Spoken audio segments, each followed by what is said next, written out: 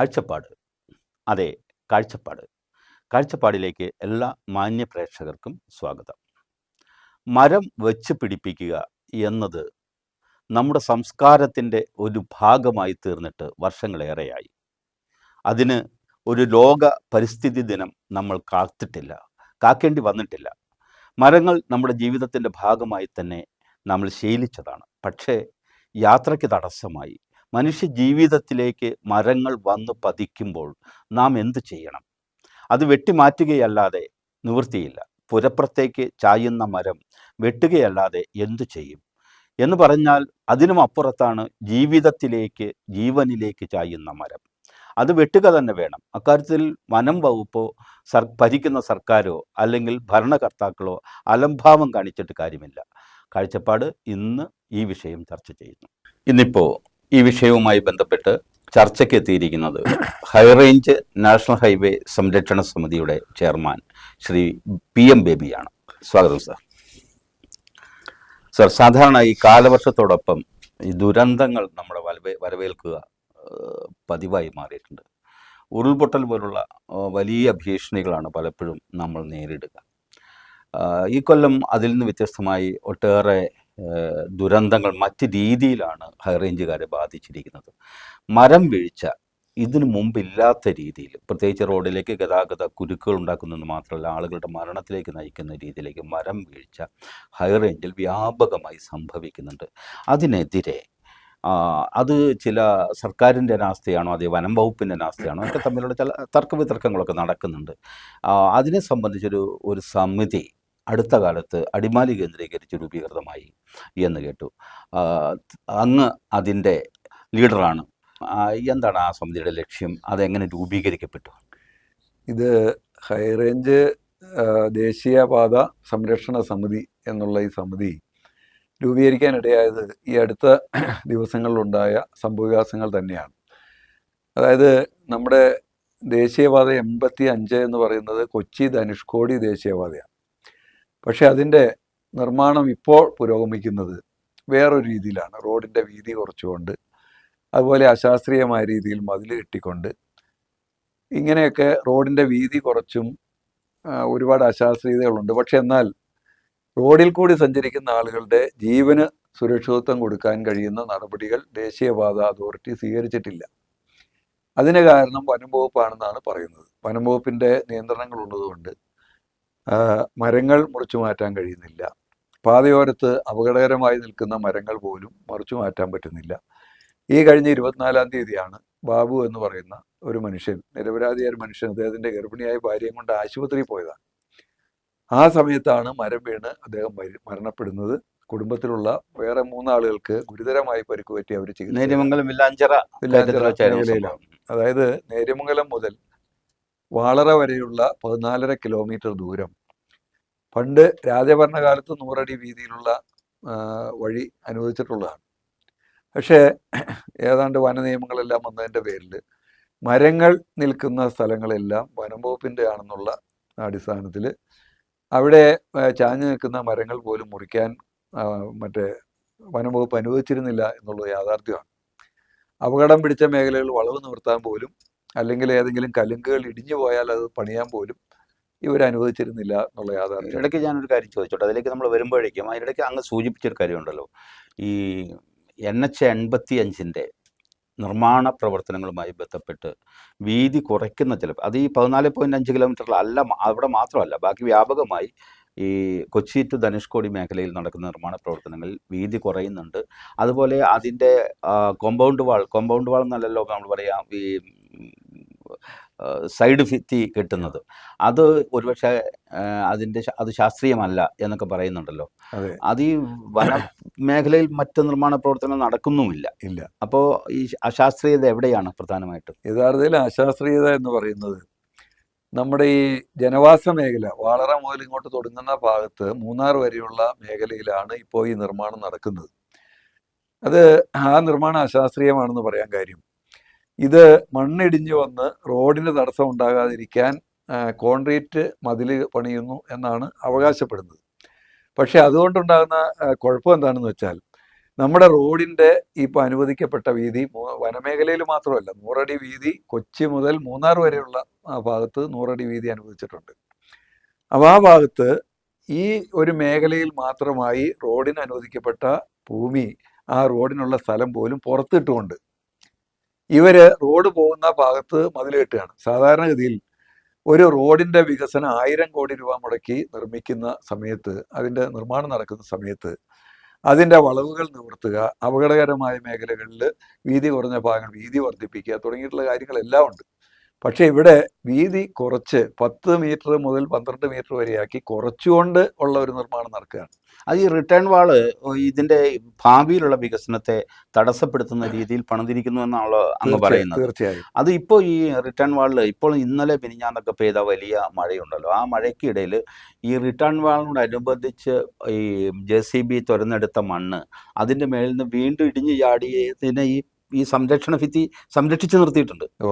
അതിന്റെ ചില ഗുണങ്ങൾ അല്ല, അതിന് ഗുണമുണ്ടെന്ന് പറഞ്ഞാലും അതിനേക്കാൾ വലിയ ഉയരത്തിലുള്ള ഭിത്തികൾ നിലനിൽക്കുന്ന മറ്റ് പ്രദേശങ്ങളിൽ നാഷണൽ ഹൈവേ പണിതിട്ടുള്ള റോഡുകളിലൊന്നും ഈ പറഞ്ഞ രീതിയിലുള്ള സംരക്ഷണം അല്ല അവർ ഒരുക്കിയിട്ടുള്ളത്. പല മേഖലകളിലും കല്ലുകൾ അടുക്കിക്കൊണ്ട് നെറ്റ് വെച്ച് ഫിറ്റ് ചെയ്തുകൊണ്ടുള്ള സംരക്ഷണം ഒരുക്കിയ സ്ഥലങ്ങൾ ധാരാളമുണ്ട്. ഇവിടെ മാത്രമാണ് ഇന്ത്യയിൽ മറ്റൊരു സ്ഥലത്ത് ഇതുപോലെ ഒരു റോഡ് നിർമ്മിക്കുന്നില്ല എന്നുള്ളതാണ് ഞങ്ങൾ മനസ്സിലാക്കുന്നത്. അതിൻ്റെ കാരണം ഇവിടെ വളരെ എളുപ്പത്തിൽ ഇത് നിർമ്മിക്കാൻ കഴിയും എന്നുള്ള, വളരെ സ്പീഡിൽ ഇതിൻ്റെ വർക്ക് തീർക്കാൻ കഴിയും എന്നുള്ളതാണ്. അത് കോൺട്രാക്ടർമാർ DPR എടുക്കുന്ന സമയത്ത് കോൺട്രാക്ടർമാർ ഉണ്ടാക്കി കൊടുക്കുന്ന, ഇപ്പോൾ പലപ്പോഴും സംഭവിക്കുന്ന കാര്യം, ഉദ്യോഗസ്ഥന്മാരെ സ്വാധീനിക്കാനും വൻകിട കോൺട്രാക്ടർമാർക്ക് അവരുടെ ഇഷ്ടത്തിനനുസരിച്ചുള്ള DPR ഉണ്ടാക്കാൻ പോലും കഴിയുന്നു എന്ന് കേൾക്കുന്നുണ്ട്. അപ്പോൾ അതുകൊണ്ട് സൗകര്യപ്രദമായ രീതിയിലുള്ള DPR ഉണ്ടാക്കി 1000 കോടി രൂപ എങ്ങനെയെങ്കിലും തീർത്തെടുക്കുക എന്ന് പറഞ്ഞാൽ ഈ കോൺക്രീറ്റ് ഭിത്തി പണിത് അതിനകത്ത് നല്ലൊരു തുക വകയിരുത്തിക്കൊണ്ട് റോഡിൻ്റെ വീതി പോലും വർദ്ധിപ്പിക്കാതെ കോൺക്രീറ്റ് മതിലിന് വേണ്ടി മാത്രം വലിയ തുക ചെലവാക്കിക്കൊണ്ടാണ് നിർമ്മിക്കുന്നത്. ഇതുകൊണ്ട് മണ്ണിടിഞ്ഞ് വീഴില്ല എന്നും പറയാൻ പറ്റില്ല. കാരണം എന്താണെന്ന് വെച്ചാൽ ഈ ഭിത്തി നിൽക്കുന്ന സ്ഥലത്ത് നിന്ന് ഒരുപാട് മുകളിലേക്ക് മലകൾ നിൽക്കുന്ന ഭാഗത്താണ് ഈ ഭിത്തി പണിത് പോകുന്നത് പല സ്ഥലത്തും. എന്നാൽ ചില സ്ഥലങ്ങളിൽ വളരെ അശാസ്ത്രീയമായി 5 അടി 4 അടിയൊക്കെ ഹൈറ്റുള്ള സ്ഥലത്ത് പോലും ഈ മതിൽ പണിത് വെക്കുകയാണ്. ഇത്ര വലിയ കട്ടിയുള്ള, അങ്ങോട്ട് സൂചിപ്പിച്ചെങ്കിൽ പോലും താൽക്കാലികമായി ഇടിഞ്ഞു പോന്നിരിക്കുന്ന കുറച്ച് മണ്ണിനെ മാത്രമേ ഇത് സംരക്ഷിച്ചു നിർത്തുന്നു, അത്രയേ ഉള്ളൂ. അല്ലാതെ അതിന്റെ മേളിൽ നിന്ന് ഇനി ഇടിയാൻ ബാക്കി നിൽക്കുന്നു. അത് ഇടിഞ്ഞു പോരുമ്പോൾ ഈ സംരക്ഷണ ഭിത്തിയെ കവിഞ്ഞ് അത് റോഡിലേക്ക് പോരുന്നുണ്ട്. ഇപ്പൊ തന്നെ ഉദാഹരണത്തിന് ഒരു സ്ഥലത്തും കാണാം. അത് മാത്രമല്ല, ഈ മണ്ണ് ഇടിയാൻ കാരണം എന്താ? ഇവര് വളരെ തൂക്കായിട്ടുള്ള നേരെ ലംബമായിട്ട് JCB ഉപയോഗിച്ച് മണ്ണ് ഇടിച്ചു നിർത്തിയത് കൊണ്ടാണ്. അല്ലെങ്കിൽ അതൊന്നും ഇടിഞ്ഞു പോരുന്ന സ്ഥലങ്ങളല്ല. നമ്മുടെ റോളിംഗ് ടെറൈൻ എന്നുള്ള കാറ്റഗറിയിലാണ് ഇവർ ഈ മേഖല പെടുത്തിയിട്ടുള്ളത്. യഥാർത്ഥത്തിൽ റോളിംഗ് ടെറൈൻ എന്ന് പറയുന്ന വളരെ ലൂസായിട്ടുള്ള മണ്ണുള്ള പ്രദേശങ്ങളിൽ പോലും ഇത് ചെയ്തിട്ടില്ല. അങ്ങനെയാണെങ്കിൽ അത്രമാത്രം ലൂസുള്ള മണ്ണല്ല ഈ മേഖല. അല്ല, മേഖലയൊന്നും ഇപ്പൊ താഴെട്ട് വരുന്നത്. തന്നെയല്ല, ഈ ഓട ഒരു സൈഡിൽ കൂടെ പണിത് പോകുന്നുള്ളൂ. ഇവിടെയല്ല, നമുക്കിപ്പോ താഴോട്ട് പോയി കഴിഞ്ഞാൽ നേരുമംഗലത്തിന് അപ്പുറത്തേക്ക് പോകുന്ന ഭാഗത്ത്, അതുപോലെ നമ്മൾ തൃപ്പൂണിത്തറയ്ക്ക് മൂവാറ്റുപുഴ തൃപ്പൂണിത്തറ റോഡിലൊക്കെ ഓടയും പണിത് പോകുന്നുണ്ട്. അതെ, ഓട ഇവിടെയുള്ള ഓട ഇവിടെ പ്രത്യേകത എന്താണെന്ന് വെച്ചാൽ ഈ ഓടയുടെ മുകളിൽ കൂടിയും റോഡാണെന്നാണ് പറയുക. ഇവിടെ ഈ റോഡിന്റെ BMBC എന്ന് പറയുന്ന BC എന്ന് പറയുന്ന ഭാഗം ഇപ്പോൾ ചെയ്തിട്ടില്ല. അവർ ടാർ ചെയ്ത് പോയിട്ടുണ്ടെന്നേ ഉള്ളൂ. അതായത് ഗ്രിപ്പ് കിട്ടാൻ വേണ്ടിയിട്ട് ടാറൊന്ന് മാന്തി എടുത്തതിന് ശേഷം അതിന് മുകളിൽ ടാർ ചെയ്തിട്ടേ ഉള്ളൂ. അവസാനത്തെ വർക്ക് വരുമ്പോഴേക്ക് ഈ ഓടയുടെ മുകളിൽ കൂടി പോലും ഈ റോഡ് വരികയാണ്. അപ്പൊ എത്ര വീതി ഉണ്ടാവും? 10 മുതൽ 12 മീറ്റർ വരെ വീതിയെ ഉണ്ടാവൂ എന്നുള്ളത് ഫിക്സ് ചെയ്തിട്ടുണ്ട് ഇപ്പോഴത്തെ DPR-ൽ. എന്ന് പറഞ്ഞാൽ ഒരു 4 നിര വണ്ടി പോവില്ല, ഒരിക്കലും പോവില്ല. 2 നിര വണ്ടിക്കുള്ള സ്ഥലം മാത്രമേ ഉള്ളൂ. ഒരു വണ്ടി ഇടയ്ക്ക് ബ്രേക്ക് ഡൗൺ ആയി കഴിഞ്ഞാൽ, ഒരു വലിയ ബസ്സോ ലോറിയൊക്കെ ബ്രേക്ക് ഡൗൺ ആയാൽ ആ ഭാഗത്ത് ട്രാഫിക് തടസ്സം ഉണ്ടാകുന്ന നില വരാൻ പോവുകയാണ്. കാരണം ഇപ്പോഴുണ്ടാകുന്ന റോഡിൻ്റെ സ്ഥിതി വെച്ച് ഒരു അരികിലേക്ക് എവിടെയെങ്കിലും ഒന്ന് മാറ്റിയിടാൻ പോലും കഴിയാത്ത നിലയിൽ റോഡ് ഫിനിഷ് ചെയ്ത് പോവുകയാണ്. ഈ സംരക്ഷണ ഭിത്തിക്ക് ലക്ഷക്കണക്കിന് അല്ലെങ്കിൽ കോടിക്കണക്കിന് രൂപ അനാവശ്യമായി ചിലവാക്കി പോവുകയാണ്. കാരണം റോഡിന്റെ സൈഡിൽ വലിയ ഉയരത്തിൽ സംരക്ഷണ ഭിത്തി കെട്ടി ഇങ്ങനെ അങ്ങ് പോവുകയാണ്. വലിയ സിമെന്റ് അല്ലെങ്കിൽ കല്ല്, മറ്റ് സാധനങ്ങളൊക്കെ, സാമഗ്രികൾ, കമ്പിയെല്ലാം അതിന് വേണ്ടിയിട്ട് വേസ്റ്റ് ചെയ്യുകയാണ്. അത് പോട്ടെ, നമുക്ക് നമ്മുടെ ഇതിലേക്ക് തിരിച്ചു വരാം സാർ. ഈ മരം വീഴ്ച ഇപ്പോൾ പതിവായി മാറിയിരിക്കുകയാണല്ലോ. ഇപ്പോൾ കാലവർഷം തുടങ്ങിയോടുകൂടി മരം വീണു, അവിടെ ആൾ മരിച്ചു, 2-3 പേർ ആശുപത്രിയിലായി, ഗുരുതരാവസ്ഥയിലായി. ഒരു ട്രാൻസ്പോർട്ട് ബസ്സും ഒരു കാറും ഒക്കെ തകർന്നിട്ടുണ്ട്. അതിനൊക്കെ പുറമെ പിന്നീട് തുടർന്ന് അങ്ങോട്ട് ഹൈറേഞ്ചിൽ വ്യാപകമായി മരം വീണ് ഗതാഗത തടസ്സം ഉണ്ടാവുകയായിരുന്നു. അതെ, അതിൻ്റെ കാരണം എന്താണെന്ന് വെച്ചാൽ നമ്മുടെ ഈ കാടുകൾ, നമ്മുടെ റോഡരികിലുള്ള കാട് സംരക്ഷിക്കുന്നതിൽ വനം വകുപ്പിന് പ്രത്യേക ശ്രദ്ധയുണ്ട്. യഥാർത്ഥത്തിൽ നമ്മുടെ വനപ്രദേശങ്ങളിൽ ലക്ഷക്കണക്കിന് ഏക്കർ സ്ഥലത്ത് യൂക്കാലി വെച്ചും അതുപോലെ മറ്റ് പ്ലാന്റേഷനുകൾ, തേക്ക് പ്ലാന്റേഷനുകളെല്ലാം ഉണ്ടാക്കിയും വനമേഖലയുടെ സ്വാഭാവികമായ വനത്തിൻ്റെതായ ആ സ്വഭാവം എല്ലാം നശിപ്പിക്കുന്ന വനം വകുപ്പ് റോഡരികിൽ നിൽക്കുന്ന മരങ്ങൾ സംരക്ഷിക്കാൻ തത്രപ്പെടുന്നു. അതിന് കാരണം ഈ റോഡരികിൽ മാത്രമേ മരം നിൽക്കുന്നുള്ളൂ എന്നുള്ളതാണ്. മറ്റുള്ള പ്രദേശങ്ങളിൽ, ഇതിൻ്റെ ഉൾവനങ്ങളിലേക്ക് പോയാൽ കാര്യമായ വനങ്ങളില്ല. ഇനി ആ വനങ്ങൾ നശിപ്പിക്കപ്പെട്ടിട്ടുണ്ടെങ്കിൽ അതിൻ്റെ പൂർണ്ണ ഉത്തരവാദിത്വം വനംവകുപ്പിന് തന്നെയാണ്. നമുക്കറിയാം, അടുത്ത കാലത്ത് ഒരു റേഞ്ച് ഓഫീസറാണ് 100 ഇഞ്ച് വണ്ണമുള്ള തേക്ക് തടി വെട്ടി അയാൾ കൊണ്ടുപോയി അയാളുടെ റിസോർട്ടിന് വേണ്ടിയിട്ട് കൊണ്ടുപോയത്. അതിനുവേണ്ടി കേസുണ്ട്. അയാൾ കുറേ ആളെ പുറത്തേക്ക് നിന്നു. അതിനുശേഷം കേസൊക്കെ കഴിഞ്ഞാൽ ഇയാളെ തിരിച്ചെടുക്കുകയാണ് ചെയ്തത്. അയാൾ ഇവിടെ വലിയ സൗധം പണിയുകയും ചെയ്തു. ഇതൊക്കെ സംഭവിച്ചുകൊണ്ടിരിക്കുന്ന കാര്യങ്ങൾ. വന്യജീവികൾക്ക് നാശം ഉണ്ടാകുന്നുണ്ടെങ്കിലും വനം നശിപ്പിക്കപ്പെടുന്നുണ്ടെങ്കിലും അതിൻ്റെ പരിപൂർണ ഉത്തരവാദിത്വം ഈ വനം വകുപ്പിനാണ്. ഒരു കൃഷിക്കാരനും ഇന്ന് വനത്തിലേക്ക് കയറുന്നില്ല. അവരുടെ യാതൊരു ആവശ്യങ്ങൾക്കും വേണ്ടി വനം വിസ്തൃതമായിക്കൊണ്ടിരിക്കുകയാണല്ലോ. വനം ഇങ്ങോട്ടാണല്ലോ ഇങ്ങോട്ട് ഇറങ്ങി വരികയാണ്, കാട്ടുമൃഗങ്ങൾ ഇറങ്ങി വരികയാണ്. വനമേഖലയിൽ നിന്ന് ഇപ്പോൾ സംഭവിച്ചുകൊണ്ടിരിക്കുന്ന കാര്യം, ഒരു മരം അപകടകരമായി നിൽക്കും തോന്നിയാൽ വെട്ടിക്കളയാൻ ദുരന്ത നിവാരണ നിയമമെല്ലാം നിലനിൽക്കുന്ന ഈ സംസ്ഥാനത്ത് ഇതിനുള്ള എല്ലാ സാധ്യതകളും ഉണ്ടായിരിക്കെ തന്നെ മനഃപൂർവ്വമായി അതിലെ ഉള്ള ആളുകൾക്ക് ജീവന് ഭീഷണി ഉണ്ടാകുമെന്ന് അറിഞ്ഞിട്ടും അത് വെട്ടി കളയാതിരിക്കാൻ വേണ്ടി മനഃപൂർവ്വമായി ശ്രമിക്കുകയാണ്. അതിനാർക്കും വലിയ താല്പര്യം കാണിക്കുന്നില്ല. എന്ന് പറഞ്ഞാൽ നിരപരാധികളായ ആളുകൾ ജീവൻ പണയം വെച്ച് പോവുക, പലപ്പോഴും ഭാഗ്യമുണ്ടെങ്കിൽ അപ്പുറത്തെത്തുക, അല്ലെങ്കിൽ റോഡിൽ ജീവൻ പൊലിയുക എന്നുള്ള നിലയിലേക്ക് മാറിയിട്ടുണ്ട്. ഇത് ഇപ്പോൾ ഈ കഴിഞ്ഞ ദിവസം മെയ് 28-ാം തീയതി ഹൈക്കോടതിയുടെ സുപ്രധാനമായ ഒരു വിധി ഉണ്ടായി. ഞാൻ ആ കാര്യത്തിൽ അപ്രീഷിയേറ്റ് ചെയ്യുന്നത് കിഫ എന്ന് പറയുന്ന കർഷക സംഘടനയാണ്. അവരാണ് അതിൻ്റെ രേഖകളെല്ലാം എടുത്ത് ഹൈക്കോടതിയിൽ സമർപ്പിച്ച് 100 അടി വീതി ചിത്തിര തിരുനാൾ ബാലരാമവർമ്മ രാജാവ് അതിന്റെ കാലത്ത് 1932 ഈ ഫോറസ്റ്റുകാര് കേസെടുത്ത ഒരാൾ കൂടി അതുകൊണ്ട് കരിക്ക് നിരപരാധിയായ ഒരു മനുഷ്യൻ ഉപജീവന മാർഗത്തിന് വേണ്ടി കരിക്ക് വെട്ടിയപ്പോൾ അതിന്റെ സ്ട്രോ വനത്തിലേക്ക് ഇട്ടു എന്ന് പറഞ്ഞുകൊണ്ടാണ്. ഇവർക്ക് യാതൊരു അധികാരവും ഇല്ലാത്ത മേഖലയിലാണ് ഈ നാഷണൽ ഹൈവേ കടന്നു പോകുന്നത്. അവിടെ സ്ട്രോ വനത്തിലിട്ടു എന്നുള്ളതാണ് അയാൾക്കെതിരെ റിമാൻഡ് ചെയ്തു. അയാള് 14 ദിവസം മറ്റേ ജയിലിൽ കിടക്കേണ്ടി വന്നു. റിമാൻഡ് ചെയ്തിരുന്നു. അയാൾ ഇതിനകത്ത് കക്ഷിയാണ്. അപ്പൊ ഈ പറഞ്ഞ രീതിയിലുള്ള പീഡനങ്ങൾ ജനങ്ങൾക്കെതിരെ ഉണ്ടാവുക എന്ന് പറഞ്ഞാൽ വനം വകുപ്പ് ഒരു സൂപ്പർ ഗവൺമെന്റായി കേരള സംസ്ഥാനത്ത് മാറിയിട്ടുണ്ട്. അവർക്കെതിരെ ശബ്ദിക്കാൻ ജില്ലാ കളക്ടർക്ക് കഴിയുന്നില്ല, സംസ്ഥാനം ഭരിക്കുന്ന മന്ത്രിമാർക്ക് കഴിയുന്നില്ല, അതുപോലെ ഒരു പ്രസ്ഥാനത്തിനും കഴിയാത്ത അവര് സമാന്തര സർക്കാരായി മുന്നോട്ട് പോവുകയാണ്. തീർച്ചയായിട്ടും അങ്ങനെ പോവുകയാണ്. അതുകൊണ്ടാണ് റോഡരികിൽ യാതൊരു അതിന്റെ ചോട്ടിലൊട്ടും മണ്ണില്ലാത്ത നിൽക്കുന്ന ചേലമരങ്ങൾ പോലെ പാഴ്മരങ്ങളാണ്, യാതൊരു വിലയില്ലാത്ത മരങ്ങൾ വലിയ ഇലക്കൊഴുപ്പോടുകൂടി നിന്നിട്ട് വലിയ മഴ വരുമ്പോൾ അതിൻ്റെ ഇലക്കൊഴുപ്പിൻ്റെ എല്ലാം കൂടി ഭാരം വർദ്ധിക്കുന്നു. ഒരു കാറ്റടിച്ചാൽ ഇത് റോഡിലേക്ക് മറിഞ്ഞു വീഴാണ്. ഒരു ട്രാൻസ്പോർട്ട് ബസ് ഈ ചേലമരം മറിഞ്ഞു വീണപ്പോൾ അതിനകത്ത് പെട്ടുപോയിട്ടത് ആ ബസ് കാണാൻ പോലും ഉണ്ടായിരുന്നില്ല. അതിൻ്റെ പിന്നിലാണ് ഈ പറഞ്ഞ ഹതഭാഗ്യരായിട്ടുള്ള ആളുകൾ കാറിൽ സഞ്ചരിച്ചു വന്നപ്പോൾ ഒരാൾ മരണപ്പെടുകയും. ഒരു കാര്യം ആലോചിക്കേണ്ടത്, 3 മണിക്കൂർ സമയമാണ് ഒരാൾ മരം വീണ് മരിച്ചിരിക്കുന്നു, ബാക്കിയുള്ളവർക്ക് പരിക്ക് പറ്റി അവിടെ കുടുങ്ങിയ ആളുകളെ പുറത്തെടുക്കാൻ 3 മണിക്കൂർ സമയം വേണ്ടി വന്നു. ആ 3 മണിക്കൂർ സമയം ജീവിച്ചിരുന്ന ആളുകളുടെ അവസ്ഥ നമ്മളൊന്ന് പരിശോധിച്ച് നോക്കണം. എത്രമാത്രം മനോവേദന അവരനുഭവിച്ചിട്ടുണ്ട്. ഇതൊന്നും കാണാനുള്ള ഒരു മാനസികാവസ്ഥ നമ്മുടെ ഭരണാധികാരികൾക്ക് ഇല്ലാതെ പോകുന്നു. ഇന്ന് ഞങ്ങൾ രാവിലെ ദുരന്തം ഉണ്ടാകാതെ നോക്കുക എന്നുള്ളത്, അങ്ങനെ ഒരു പ്രിക്കോഷൻ എടുക്കുക എന്നുള്ളത് ഇല്ല നമ്മുടെ നാട്ടിൽ. ഇല്ല. ദുരന്തം ഉണ്ടായിക്കഴിഞ്ഞാൽ അവിടെ വളരെ വേഗത്തിൽ എത്താനുള്ള ഒരു സംവിധാനം നമുക്കില്ല. അതുപോലെ എറണാകുളം ജില്ലാ കളക്ടർ ഉടനടി കുറെ മരങ്ങൾ മുറിക്കാൻ ഉത്തരവിട്ടു.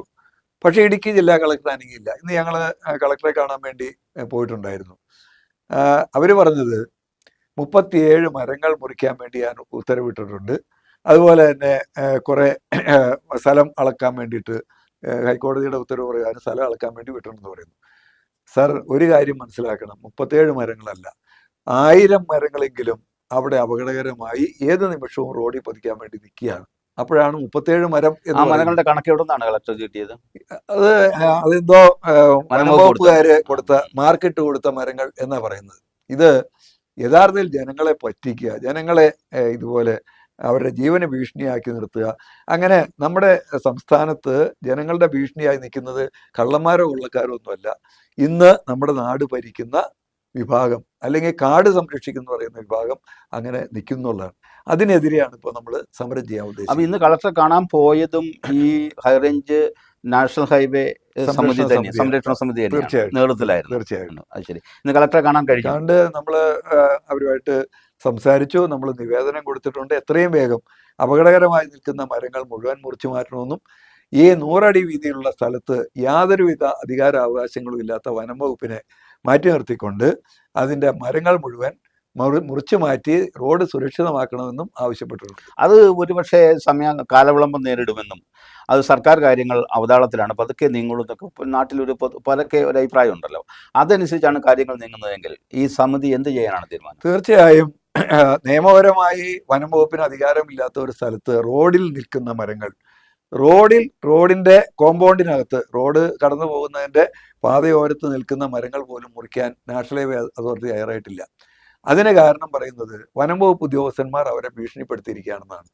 നിങ്ങൾക്കെതിരെ കേസെടുക്കുമെന്നും ഞങ്ങൾ അപ്പീൽ പോയി ഈ പറഞ്ഞ കോടതി വിധി മറികടക്കുമെന്നും അതിനുശേഷം അതിന്റെ റിസൾട്ട് കൂടി അറിഞ്ഞു മാത്രമേ നിങ്ങൾ നടപടിയെടുക്കാവൂ. സാർ അപ്പീൽ പോയിട്ടില്ലല്ലോ സാർ, ഇപ്പോൾ കോടതി വിധി നിലനിൽക്കുകയല്ലേ? അല്ല, പക്ഷേ ഇതിനെ അന്തർധാര എന്ന് പറയുന്നത് കോടതി വിധി നിലനിൽക്കുന്നു. അതുകൊണ്ടാണല്ലോ ഞങ്ങൾ ഈ മരം മുറിക്കും എന്ന് പറയുന്നത്. അല്ല, നിങ്ങൾ മുറിക്കും എന്നുള്ള തീരുമാനം ഇതുവരെ തീർച്ചയായിട്ടും പ്രഖ്യാപിച്ചു കഴിഞ്ഞു. അതിനെ പ്രഖ്യാപിച്ചു കഴിഞ്ഞിരിക്കുന്നു. കഴിഞ്ഞ ദിവസം ഇതിന്റെ യോഗം ചേർന്ന് എല്ലാ രാഷ്ട്രീയ പ്രസ്ഥാനങ്ങളും, communist Marxist party, CPI, Congress, Kerala Congress, അതുപോലെ BJP, ജനതാദള്, അതുപോലെ തുടങ്ങിയിട്ടുള്ള എല്ലാ രാഷ്ട്രീയ പാർട്ടികളുടെയും പ്രതിനിധികൾ ചേർന്നിട്ടുള്ള ഒരു സമിതിയാണിത്. മർച്ചൻസ് അസോസിയേഷനുണ്ട്, ബാർ അസോസിയേഷനുണ്ട്, അതുപോലെ ഹൈവേ ജാഗ്രതാ സമിതിയുണ്ട്. ഇങ്ങനെ സർവ്വ സന്നദ്ധ സംഘടനകളും ഇതിനകത്തുണ്ട്. ഈ സംഘടനകളുടെ എല്ലാം ആളുകൾ ചേർന്നുകൊണ്ട് പോയി ഈ അപകടകരമായി നിൽക്കുന്ന മരങ്ങൾ മുറിച്ചു മാറ്റുക തന്നെ ചെയ്യും. 4-ാം തീയതി നമ്മൾ അതിനു വേണ്ടിയിട്ട് ഉള്ള സമരം പ്രഖ്യാപിച്ചിരിക്കുകയാണ്. പോലീസ് തടയാൻ സാധ്യതയില്ലേ സാർ? പോലീസ് തടയുകയാണെങ്കിൽ അതിനോട് നമുക്ക് യുദ്ധം ചെയ്യാൻ മാർഗമില്ല. പോലീസ് തടയുകയാണെങ്കിൽ ഇത്തരം കാര്യങ്ങൾക്ക് ചെയ്യേണ്ട സംരക്ഷണം ശരിക്കും പറഞ്ഞാൽ ഈ ആളുകൾക്ക് കൊടുക്കുക വേണ്ടത്. ഇത് മുറിച്ചു മാറ്റാൻ നേരിട്ട് തടയാനുള്ള അവകാശമുണ്ടോ? എങ്ങനെ? വനം വകുപ്പ് വന്ന് തടയുമോ? വനം വകുപ്പിന്റെ സ്ഥലമില്ലാത്തടത്ത് വനം വകുപ്പ് തടയേണ്ട ആവശ്യമില്ലല്ലോ. പക്ഷെ അവരുടെ ആണെന്നാണല്ലോ അവർ അവകാശപ്പെടുന്നത്. അതെ, അത് പണ്ട് പറഞ്ഞ പോലെയാ. ഞങ്ങള് മന്ത്രിയെ കാണാൻ വേണ്ടി പോയിട്ടുണ്ടായിരുന്നു, വനം മന്ത്രിയെ കാണാൻ വേണ്ടി പോയി തിരുവനന്തപുരത്ത്. അദ്ദേഹം ഞങ്ങള് ഒരു പരിധി വരെ അദ്ദേഹം ഞങ്ങളോട് ചോദിച്ചത്, ഇത് ആർക്കാണ് ഈ സ്ഥലം എഴുത്തരേണ്ടത്? ആരും ഞങ്ങളോട് ഇതുവരെ ചോദിച്ചിട്ടില്ലല്ലോ, നിങ്ങൾക്ക് സ്ഥലം എഴുത്തരണമെന്നാണോ ആവശ്യപ്പെടുന്നത്? നാഷണൽ ഹൈവേക്കാർ ചോദിച്ചിട്ടില്ല, പിന്നെ ആർക്കാണ് ഇത് എഴുതി കൊടുക്കേണ്ടത് എന്നൊക്കെ പറഞ്ഞു. അപ്പം നമ്മൾ അദ്ദേഹത്തോട് പറഞ്ഞു, നിങ്ങൾക്ക് അവിടെ സ്ഥലമില്ലാത്തടത്തോളം കാലം, ഹൈക്കോടതി അങ്ങനെ പ്രഖ്യാപിച്ചിരിക്കുകയാണല്ലോ, നിങ്ങൾക്ക് അവിടെ സ്ഥലമില്ലാത്തടത്തോളം കാലം നിങ്ങളോട് ആരും അനുവാദം ചോദിക്കില്ല. നിങ്ങൾ എഴുതി കൊടുക്കണം, അല്ലെങ്കിൽ നിങ്ങൾക്ക് അപേക്ഷ തരേണ്ട ആവശ്യമില്ല. മറിച്ച് ഇതിന് ഈ ഹൈക്കോടതി വിധി മറികടന്ന് ജനങ്ങളെ ഉപദ്രവിക്കാൻ നിങ്ങൾ ശ്രമിക്കരുത്, അങ്ങനെ ഒരു ബുദ്ധിമുട്ടുണ്ടാക്കരുതെന്ന് പറയാൻ വേണ്ടി മാത്രം എന്നാണ് പറയേണ്ടി വന്നു. അപ്പം യഥാർത്ഥത്തിൽ ഇത് ജനങ്ങളുടെ ആവശ്യമാണ്. ഈ റോഡിൽ കൂടിയാണ് ഇടുക്കി ജില്ലയിൽ നിന്നല്ല, കേരള സംസ്ഥാനത്തെ ഏറ്റവും അധികം വാഹനങ്ങൾ സഞ്ചരിക്കുന്ന റോഡായത്. ഏറ്റവും തിരക്കുള്ള റോഡുകളാണ്. അത് അനുഭവിച്ചറിഞ്ഞാലേ മനസ്സിലാവും. മറ്റു റോഡുകളുടെ സഞ്ചരിച്ചു കഴിയുമ്പോൾ നമുക്ക് മനസ്സിലാവും ഇത്രത്തോളം തിരക്കുള്ള മറ്റൊരു റോഡ് ഇപ്പോൾ അടുത്ത കാലത്ത് മറ്റെങ്ങുമില്ല. ലോകത്തെ 55 സ്ഥലങ്ങൾ മനുഷ്യൻ കണ്ടിരിക്കേണ്ട 55 സ്ഥലങ്ങളിൽ ഒന്ന് മൂന്നാറാണെന്നാണ് അറിയപ്പെടുന്നത്, ടൂറിസ്റ്റ് കേന്ദ്രം. ആ മൂന്നാറിലേക്ക് ലോകം മുഴുവനുള്ള ടൂറിസ്റ്റുകൾ വരുന്നു. അവർക്ക് സുരക്ഷിതമായി സഞ്ചരിക്കാനുള്ള, അല്ലെങ്കിൽ തിരക്കില്ലാതെ പോകാനുള്ള 4 വരി പാത ആവശ്യമുള്ള റോഡായത്. അത് 4 വരി പാത പോട്ടെ, അത് ഇനി 2 വരി പാതയിലൂടെ പോവുകയാണെങ്കിൽ പോകട്ടെ, അതല്ലല്ലോ കഷ്ടം. പോകുന്ന വഴിക്ക് അപ്രതീക്ഷിതമായി മരം വീണുണ്ടാകുന്ന അപകടങ്ങൾക്കാര് ഉത്തരവാദിത്വം. അത് മാത്രമല്ല, ഈ റോഡിൽ ഒരു ബ്ലോക്ക് ഉണ്ടായെന്ന് വിചാരിക്കും. ആ വീതി ഇല്ലാത്തതുകൊണ്ടാണ്, പല സ്ഥലത്തും ബോട്ടിൽ നെക്ക് പോലെയാണ്, വീതി ഇല്ലാത്തതുകൊണ്ട് ബ്ലോക്ക് ഉണ്ടാവുന്നു. ഈ ബ്ലോക്ക് ഉണ്ടായി ആയിരക്കണക്കിന് വാഹനങ്ങൾ ഇങ്ങനെ ഇരു സൈഡിലും കിടക്കുന്ന സമയത്ത് ഒരു കലാമിറ്റി ഉണ്ടായാൽ എത്ര മരം ഏതെല്ലാം വാഹനങ്ങളുടെ മേളിൽ ഒടിഞ്ഞു വീഴാൻ സാധ്യതയുണ്ട്. അവർക്ക് രക്ഷപ്പെടാൻ വല്ല മാർഗമുണ്ടോ? പണ്ടൊരിക്കൽ കുറെ വർഷങ്ങൾക്ക് മുമ്പ് വാളറയിൽ മണ്ണിടിഞ്ഞപ്പോൾ ഏതാണ്ട് 40ഓളം വാഹനങ്ങൾ മണ്ണിന്റെ അടിയിൽ പോയി എന്ന വാർത്ത വന്ന മുഖ്യധാരാ മാധ്യമങ്ങളിൽ പോലും. അതെ ഓർക്കുന്നില്ലേ? അതെ ഓ, ഓർക്കുന്നു. നമ്മുടെ കേരളമാകെ നടുങ്ങിപ്പോയിരുന്നു അതെ ആ സംഭവത്തില്. അതെ അല്ലെങ്കിൽ അതിനൊന്നും അതിനേക്കാൾ വലിയ സംഭവിച്ചില്ല. ദുരന്തം വരെ ഒരു കൊടുങ്കാറ്റ് വീശുകയാണ്. അതെ. ഈ സമയത്ത് ഇങ്ങനെ വണ്ടി പാർക്ക് ചെയ്ത് കിടക്കുകയാണ്. ഈ വണ്ടിക്ക് അകത്തുള്ളവർക്ക് രക്ഷപ്പെടാൻ കഴിയില്ല. ഒരു വാഹനത്തിന് എങ്ങോട്ടും പോകാൻ നിവൃത്തിയില്ലാതെ കുടുങ്ങിപ്പോവുകയാണ് അവർ ചെയ്യുക. അങ്ങനെയുള്ള ഒരു സ്ഥലത്ത് 4 വരി പാതയെങ്കിലും വേണമെന്ന് നമ്മൾ ആവശ്യപ്പെടുന്നത് ന്യായമായ കാര്യമില്ല. അപ്പോൾ ആ ന്യായം അംഗീകരിക്കാൻ തയ്യാറില്ലെങ്കിൽ അതിനെതിരെ ജനകീയമായ പ്രക്ഷോഭം നടത്തുക. ആ ജനങ്ങൾ അത്തരം കാര്യങ്ങൾ സാധിച്ചെടുക്കാൻ വേണ്ടി മുന്നിട്ടിറങ്ങുക. രാഷ്ട്രീയമായിട്ടുള്ള തീരുമാനങ്ങൾ ഉണ്ടാകണം. കോടതി ഇടപെടേണ്ടതായിട്ടുണ്ട് അത്തരം കാര്യങ്ങളിൽ. അപ്പോൾ കണ്ണു തുറക്കാൻ തയ്യാറില്ലാത്ത ആളുകളെ കണ്ണു തുറപ്പിക്കുക എന്നുള്ളതാണ് ഈ സമരസമിതിയുടെ ലക്ഷ്യം. അപ്പൊ 4-ാം തീയതിയാണ് നിങ്ങൾ അതിനുവേണ്ടി നിശ്ചയിച്ചിരിക്കുന്ന ദിവസം? തീർച്ചയായിട്ടും ജൂലൈ മാസം 4 ജൂലൈ 4 4 ജൂലൈ 4 11 മണിക്ക് ഞങ്ങള് മരം മുറിച്ചുകൊണ്ട് തന്നെ പ്രതിഷേധിക്കും എന്നാണ് അതായത് പ്രഖ്യാപിച്ചിട്ടുള്ളത്. വടവും കയറും മഴുവും കൊടാലിയും ഒക്കെ ആയിട്ട് നിങ്ങൾ പോകും? തീർച്ചയായിട്ടും വാളും? തീർച്ചയായിട്ടും. ഇവിടെ ഹൈവേ ജാഗ്രതാ സമിതി എന്ന് പറയുന്ന ഒരു സമിതിയുണ്ട്. വാളറ നേര്യമംഗലം മുതൽ വാളറയുള്ള വരെയുള്ള ഭാഗത്ത് അപകടം ഉണ്ടാകുമ്പോൾ അതിനൊരു സന്നദ്ധ പ്രസ്ഥാനമാണ്. അതിന് വടം, അതിന് കോടാലി, അതുപോലുള്ള ഉപകരണങ്ങളെല്ലാം കൊടുത്തിട്ടുള്ളത് ജില്ലാ കളക്ടറാണ്. അത് അവർക്ക് അതിനുള്ള പരിശീലനം കൊടുത്തിട്ടുണ്ട്. അപ്പോൾ ആ ജാഗ്രതാ സമിതിയും പറയുന്നത് ഇതുപോലെ അപകടകരമായി മരങ്ങൾ വളർന്നു നിൽക്കുകയാണ്, ഇത് മുറിച്ചു മാറ്റേണ്ടതാണ്. ഞങ്ങൾക്കിങ്ങനെ ഓരോ ദിവസവും മരം വീഴുന്നു, ആളുകൾ അപകടത്തിൽപ്പെടുന്നു, വലിയ കരച്ചിലും ബഹളവും ഉണ്ടാകുന്നു. ആ സമയത്ത് ഞങ്ങൾ ഓടിയെത്തുകയാണ്. ഈ സാഹചര്യം നമുക്ക് ഒഴിവാക്കി കിട്ടണം. പൊതു താല്പര്യത്തെ മുൻനിർത്തിയാണ് നിങ്ങൾ ഇപ്പോൾ രൂപീകരിച്ചിരിക്കുന്ന സമിതി ഇങ്ങനെ വലിയൊരു ദൗത്യം ഏറ്റെടുക്കുന്നത്. അതെ. ആ ദൗത്യം ഏറ്റെടുക്കുമ്പോൾ സ്വാഭാവികമായിട്ട് സർക്കാരിന് നിങ്ങളുടെ മേൽ കേസെടുക്കാൻ സാധ്യത കുറവായിരിക്കും എന്നാണ് ഞാൻ മനസ്സിലാക്കുന്നത്. ഒരുപക്ഷെ വനം വകുപ്പ് പോലീസിനേക്കാൾ മുമ്പ് നിങ്ങളെ തടയാൻ സാധ്യതയുണ്ട്. അത് അവരുടെ ഭൂമിയാണ് എന്നൊക്കെ പറഞ്ഞ് അവിടെ പോലീസാണ് നിങ്ങളെ സംരക്ഷിക്കേണ്ടത്. തീർച്ചയായിട്ടും അല്ലേ? അങ്ങനെയാണ് വേണ്ടത്. തീർച്ചയായിട്ടും. അപ്പോൾ അങ്ങനെയാണെങ്കിൽ എനിക്ക് തോന്നുന്നു ഇതിപ്പോൾ ഗാന്ധിജി ഉപ്പ് കുറുക്കാൻ പോയത് പോലെയാവും.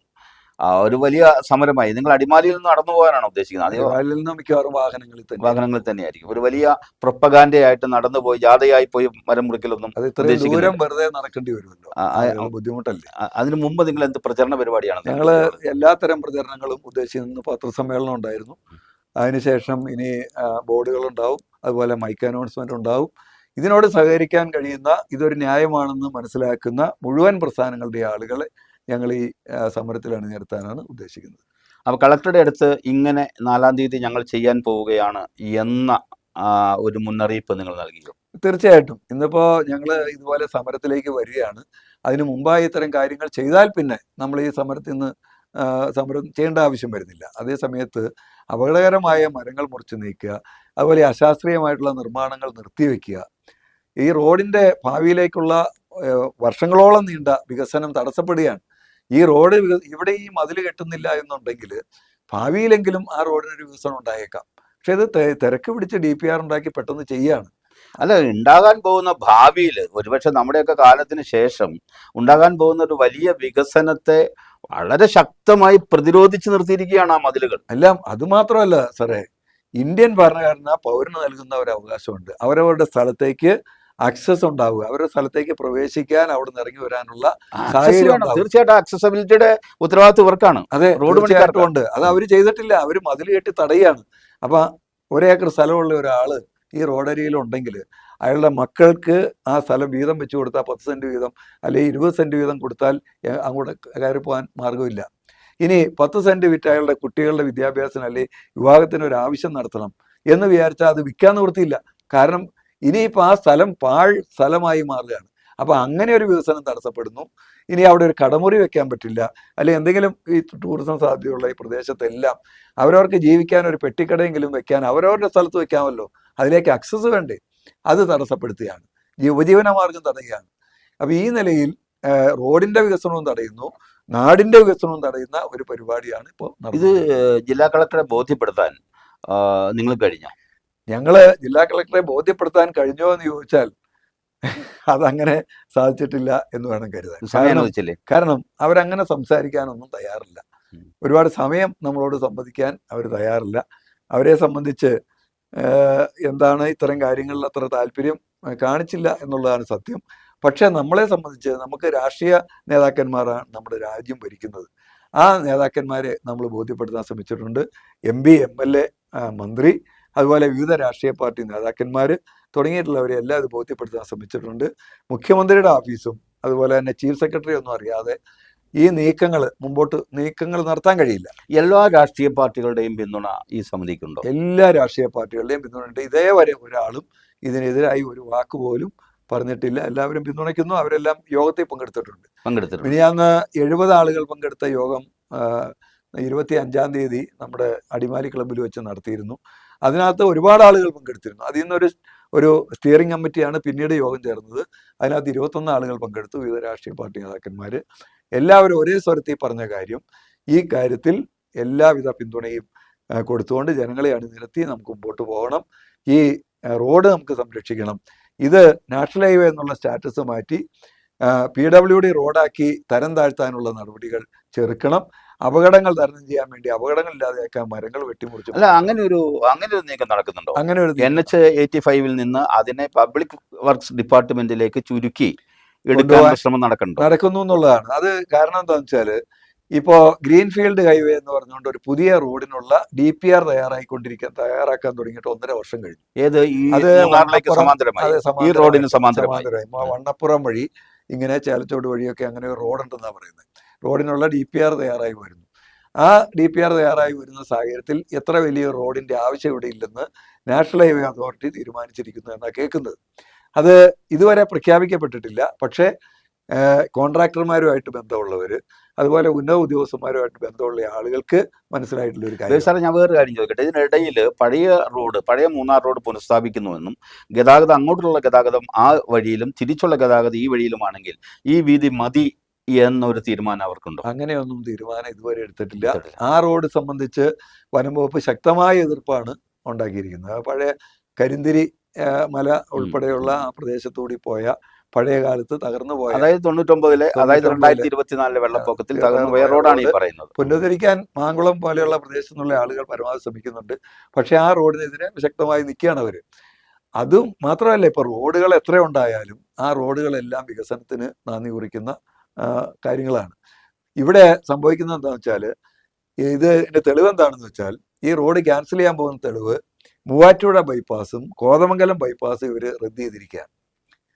കോതമംഗലം ബൈപ്പാസിനും മൂവാറ്റുപുഴ ബൈപ്പാസിനും വേണ്ടി മുടക്കാനിരുന്ന പൈസ അത് ആ ബൈപ്പാസ് തന്നെ ക്യാൻസൽ ചെയ്ത് കളഞ്ഞിട്ട് ഈ റോഡിന് വേണ്ടി ഇനി അധികം പണം മുടക്കേണ്ടതില്ല എന്ന് തീരുമാനിച്ചു. അല്ല, ബൈപ്പാസ് എങ്ങനെ ക്യാൻസൽ ചെയ്യുന്നത്? അത് അടയ്ക്കണം. അതിന്റെ നിർത്തിവെച്ചു. വികസന പ്രവർത്തനം നിർത്തിവെച്ചു. അത് ശരി. അപ്പോൾ എന്ന് പറഞ്ഞാൽ ഈ റോഡിന്റെ വികസനം കാലക്രമത്തിൽ ഒന്നും സംഭവിക്കില്ലെന്നർത്ഥം. ഇല്ലാതാക്കാനുള്ള ഗൂഢാലോചന നടക്കുന്നുള്ളതാണ്.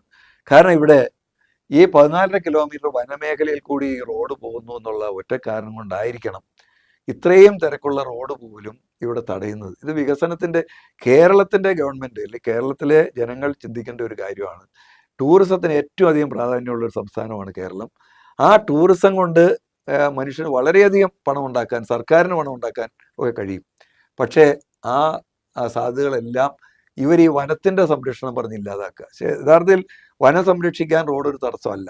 കാരണം വിവിധ പ്രദേശങ്ങളിൽ, വിവിധ വികസിത രാജ്യങ്ങളിലൊക്കെ റോഡുകൾ വനത്തിന് ഉള്ളിൽ കൂടി പോകുന്നുണ്ട്. ഹൈറേഞ്ചുകാരന്റെ ജീവിതം മുടക്കുകയാണല്ലോ സാർ ഇവർ ഈ വനം വകുപ്പ്. അതെ അതെ, പല ഘട്ടങ്ങളിലായി. ഇപ്പൊ വന്യജീവി സംരക്ഷണ അല്ലെങ്കിൽ വന്യജീവിയുടെ ഉപദ്രവങ്ങൾ മൂലം, അതുപോലെ തന്നെ വനത്തിൽ നിന്നുള്ള കുടിയർക്ക് വനം പ്രഖ്യാപിക്കല് എന്ന് വേണ്ട എന്തെല്ലാം നടപടികളാണ് സാധാരണക്കാർക്ക് എതിരെടുക്കുന്നത്. തീർച്ചയായിട്ടും ഇവരെന്തുകൊണ്ടാണ് ആയിരിക്കും ഇങ്ങനെ ജനങ്ങളുടെ ശത്രുപക്ഷത്ത് നിന്ന് പെരുമാറുന്നത്? ഏതാണ്ട് 5 ലക്ഷം ഏക്കർ കൂടി പുതിയ സ്ഥലം വനവൽക്കരിക്കാനുള്ള നീക്കം നടക്കുന്നതായിട്ടാണ്. കാർബൺ ഫണ്ട് ലക്ഷ്യം വെച്ചുകൊണ്ടുള്ള നീക്കമാണ്. അതിനകത്ത് ഈ ഇന്ത്യയിലെ മറ്റു സംസ്ഥാനങ്ങളിലെല്ലാം 400-ൽ താഴെയാണ് ഏറ്റവും കൂടിയ ജനസാന്ദ്രത. കേരളത്തിൽ അത് 800-ആണ്. ഇത്രയും ജനസാന്ദ്രതയുള്ള പ്രദേശത്ത് ഏതാണ്ട് 5 ലക്ഷത്തോളം ആളുകൾക്ക് 1 സെന്റ് ഭൂമി പോലും ഇല്ലാത്ത കേരള സംസ്ഥാനത്ത് ഇപ്പോഴും വനവൽക്കരിക്കാൻ വേണ്ടി, കൂടുതൽ വനങ്ങൾ ഉണ്ടാക്കാൻ വേണ്ടി സർക്കാർ തന്നെ ശ്രമിക്കുകയാണ്. ഇതിന്റെ പിന്നിൽ വളരെ ഗൂഢാലോചനയുണ്ട്, ഗൂഢോദ്ദേശങ്ങളുണ്ട്. കാരണം ഈ പറഞ്ഞതുപോലെ ഫണ്ടിന്റെ പ്രശ്നങ്ങൾ, കൈപ്പറ്റിയതിന്റെ പ്രശ്നങ്ങൾ, ഇതൊക്കെയുണ്ട്. ജനങ്ങൾ അറിയാതെ ജനങ്ങളെ ഇവിടെ നിന്ന് മെല്ലെ കുടിയിറക്കി പറഞ്ഞുവിടുന്ന പരിപാടികൾ. നഷ്ടപരിഹാരം കൊടുക്കാൻ 2012 കേന്ദ്ര ഗവൺമെന്റ് നിയമം ഉണ്ടാക്കിയിട്ടുണ്ട്. പക്ഷെ ആ നിയമത്തിൽ നഷ്ടപരിഹാരം കൊടുക്കാതെ എങ്ങനെ ഇറക്കി വിടാം അതെ. എന്നുള്ള ലക്ഷ്യമാണ് ഇവർ. കിട്ടിയ പൈസയൊക്കെ ഒരു പക്ഷേ ഫണ്ട് മാറ്റിയിട്ടുണ്ടാവും, അതെ അതല്ല നമുക്കറിയാനാവില്ല. അതെ അത് ഞാൻ പറയാൻ വന്നത്, അതെങ്ങനെ ഫണ്ട് കൊടുക്കാതിരിക്കാം എന്നതിനെ സംബന്ധിച്ച് വലിയ ഗവേഷണമാണ് ഇപ്പോൾ നടക്കുന്നതെന്ന്, അതെ അല്ലേ? അതെ അതെ അപ്പം ഞാൻ പറയുന്നത്, ഈ 4-ാം തീയതി തീർച്ചയായിട്ടും അപ്പോൾ വളരെ വിപ്ലവകരമായ ഒരു മാറ്റത്തിനാണ്, അല്ലെങ്കിൽ ഒരു വലിയ വിപ്ലവത്തിനാണ് നിങ്ങൾ തുടക്കം കുറിക്കുന്നത്. തീർച്ചയായിട്ടും. അത് ഒരുപക്ഷെ ഒരു സംഘട്ടനത്തിലേക്കോ സംഘർഷത്തിലേക്കോ വഴുതിയേക്കും എന്ന് തോന്നലുണ്ടോ? തീർച്ചയായിട്ടും ഇല്ല. നമ്മൾ സംഘർഷത്തിന്റെ കാര്യമൊന്നും ഇവിടെ വരുന്നില്ല. കാരണം നാഷണൽ ഹൈവേ അതോറിറ്റിക്ക് അവകാശപ്പെട്ട സ്ഥലത്ത് ആ റോഡിൽ നിൽക്കുന്ന അപകടകരമായി നിൽക്കുന്ന മരങ്ങൾ മുറിക്കുന്നത് ആർക്കും ഒരു പക്ഷേ ബുദ്ധിമുട്ടുണ്ടായില്ല. മരം മുറിക്കുന്നത് വനംവകുപ്പിനെ സംബന്ധിച്ചിടത്തോളം പ്രകോപനപരമാണ്. പക്ഷെ വനം വകുപ്പിന്റെ സ്ഥലത്തുള്ള മരം മുറിച്ചാലല്ലേ പ്രകോപനം ഉണ്ടാക്കേണ്ട കാര്യമുള്ളൂ. വനം വകുപ്പിന്റെ സ്ഥലത്ത് നിൽക്കുന്ന മരം മുറിച്ചാൽ, ഇപ്പം കേരളത്തിലെ ഏറ്റവും പരമോന്നത നീതിന്യായ കോടതി ഹൈക്കോടതിയാണ്. ഹൈക്കോടതി പറഞ്ഞു നിങ്ങൾക്ക് ഇവിടെ സ്ഥലമില്ലെന്ന് പറഞ്ഞാൽ പിന്നീട് ആ സ്ഥലം ആരുടെയാണ്? ആ റോഡിന്റെ തന്നെയാണ്. ആ റോഡിന്റെ നടുക്ക് ഒരു മരം നിന്നാൽ അത് മുറിച്ചു മാറ്റേണ്ടത് ഹൈവേ അതോറിറ്റിയാണ്. അവരത് ചെയ്യുന്നില്ല എന്നുണ്ടെങ്കിൽ ജനം ചെയ്യേണ്ടി വരും. അത്രയേ സാർ, ഉള്ളൂ. ഇത് ഹൈക്കോടതി ഇത് പറയുമ്പോൾ ഇതിനൊരു ഉടമസ്ഥൻ ഉണ്ടാവണല്ലോ. അതെ അത് NH അതോറിറ്റിയാണ്, അതെ അല്ലേ? അതെ നാഷണൽ ഹൈവേ നാഷണൽ ഹൈവേയുടെ അതോറിറ്റി അവരുടെ അതെ കീഴിലാണ്. അവരുടെ കീഴിൽ. അവർക്ക് ഇതിന് ഉദ്യോഗസ്ഥന്മാരും അവർക്ക് ഉത്തരവാദിത്തപ്പെട്ടവരും ഇല്ലേ? തീർച്ചയായിട്ടും അവരെന്ത് പറയുന്നു? അവരാണ് ഇത് ചെയ്യേണ്ടത്. ഉം. പക്ഷേ ഉദ്യോഗസ്ഥന്മാർ തമ്മിലുള്ള ഒരു അന്തർധാര ആയിരിക്കണം. കാരണം അവർ പറയാണ്, വനംവകുപ്പിന്റെ ഉദ്യോഗസ്ഥന്മാരും എല്ലാ ഉദ്യോഗസ്ഥന്മാരും അവരുടെ ഉപജീവനത്തിന് വേണ്ടി ജോലി ചെയ്യുന്നവരാണ്, കൂടുതൽ റിസ്ക് എടുക്കാൻ താല്പര്യമില്ലാത്തവരാണ്. അതുകൊണ്ട് നമ്മുടെ നാട്ടിലെല്ലാം നീതിന്യായം നടത്തിയിരിക്കണം, നീതിന്യായം നടന്നിരിക്കണം എന്ന് അവർക്ക് വലിയ നിർബന്ധമില്ല. ആനയ്ക്ക് പൂരം നന്നാകണമെന്ന് വലിയ നിർബന്ധമില്ലല്ലോ. ആനയ്ക്ക് പനമ്പട്ട കിട്ടണം, ശർക്കര കിട്ടണം. ശർക്കര കിട്ടണം, അതൊക്കെ ആനയ്ക്ക് താല്പര്യമുള്ളൂ. പൂരം നന്നാക്കേണ്ട ഉത്തരവാദിത്വം ആനയ്ക്കല്ല എന്ന് പറഞ്ഞ പോലെയുള്ളൂ. ഇത് അവരുടെ ഉത്തരവാദിത്തപ്പെട്ട കാര്യമാണെങ്കിൽ പോലും അവർ ആ കാര്യത്തിൽ വേണ്ടത്ര ശുഷ്കാന്തി കാണിക്കുന്നില്ല. ജനങ്ങളുടെ ജീവിതം കാര്യങ്ങളെ സംബന്ധിച്ചല്ല ഈ ആളുകൾക്കൊന്നും താല്പര്യം.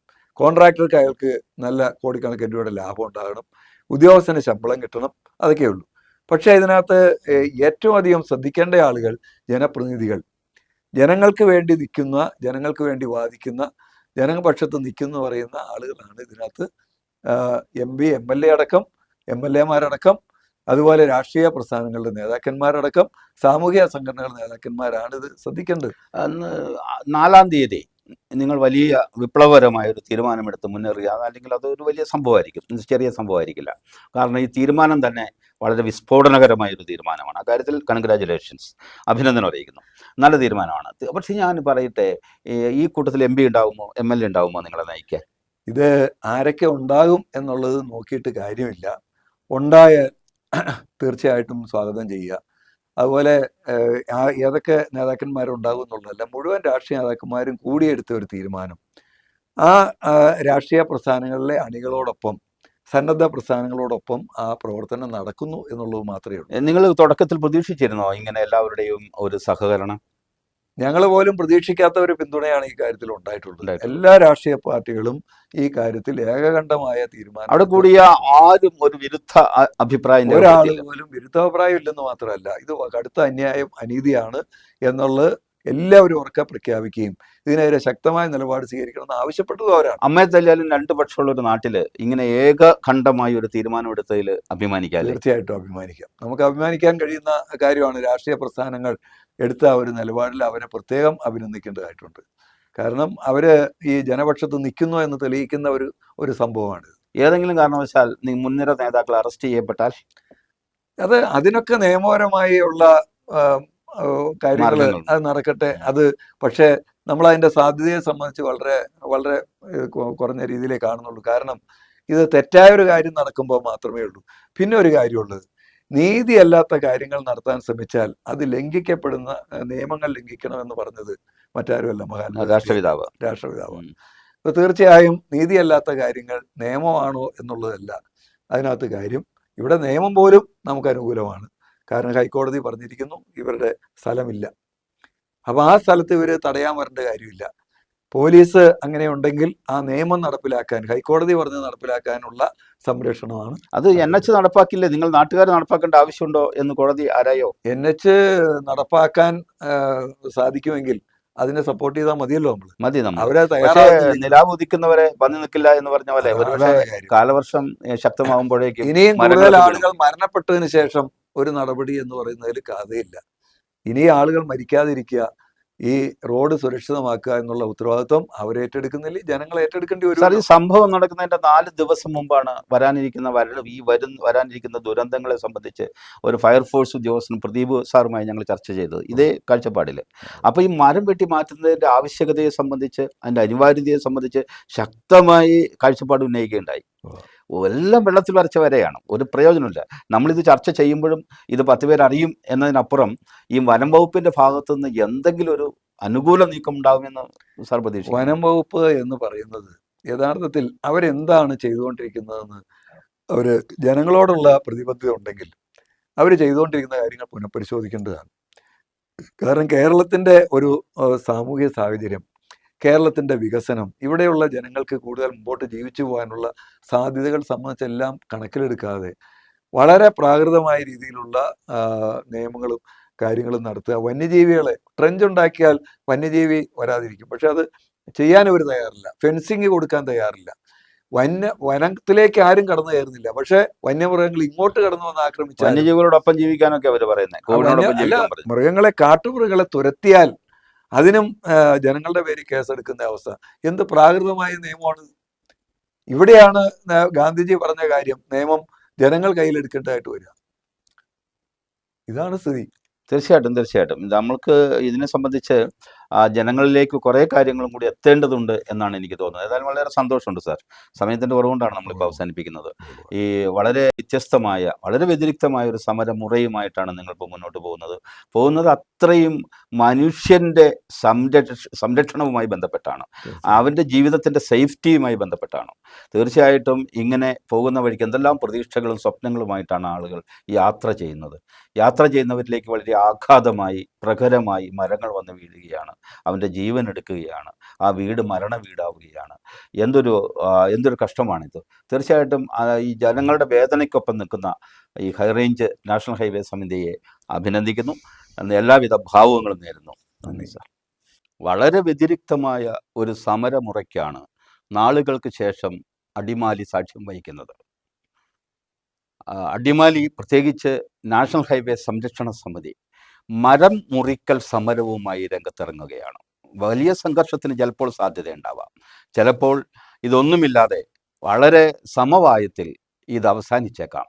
പക്ഷേ ഇത് ജനശ്രദ്ധ ആകർഷിക്കുന്ന ഭരണകർത്താക്കളിലേക്കും വനം വകുപ്പിലേക്കും ഒരുപക്ഷെ ഇന്ത്യയുടെ തലസ്ഥാന നഗരിയിൽ വരെ എത്തുന്ന ഒരു വ്യത്യസ്ത സമരമുറയായി ഇത് ചരിത്രത്തിൽ രേഖപ്പെടുത്തപ്പെട്ടേക്കാം.